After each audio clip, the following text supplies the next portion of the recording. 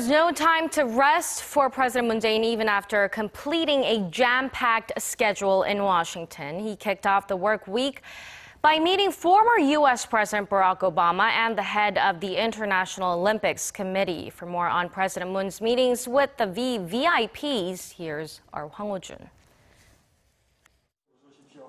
Just a day after coming back from Washington, President Moon Jae-in met at the Blue House with the previous occupant of the Oval Office, Barack Obama. During their meeting Monday afternoon, President Moon explained the outcomes of his summit with President Trump. President Moon noted he achieved more than he expected by meeting with President Trump and agreeing to reinforce the Korea-U.S. alliance, and he asked for the former President Obama's advice on strengthening the partnership further.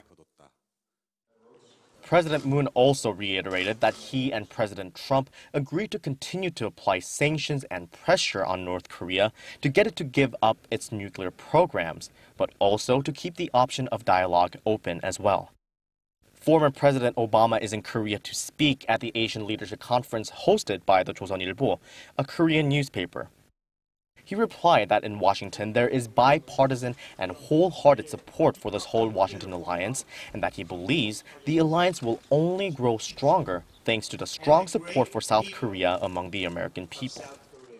Earlier in the day, President Moon also met with the head of the International Olympic Committee, Thomas Bach, and thanked him for his support for the 2017 World Taekwondo Championships held last month in Muju, South Korea, especially for his role as mediator in making it possible for the North Korean Taekwondo demonstration team to perform at the opening ceremony.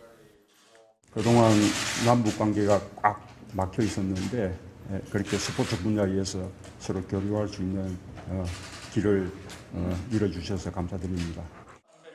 Regarding the 2018 Winter Olympics just around the corner, they also shared their thoughts on possible participation by the North Korean team. According to the Blue House, President Moon asserted that North Korea's participation would inspire the Olympic spirit and contribute to the peace and harmony of the region, the world, and mankind. The IOC president said he welcomed President Moon's efforts for peace and dialogue through sports, saying it reflects the spirit and values of the Olympic Games.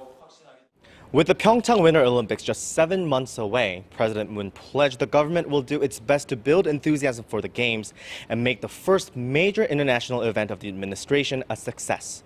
Hwang Hojun, Arirang News.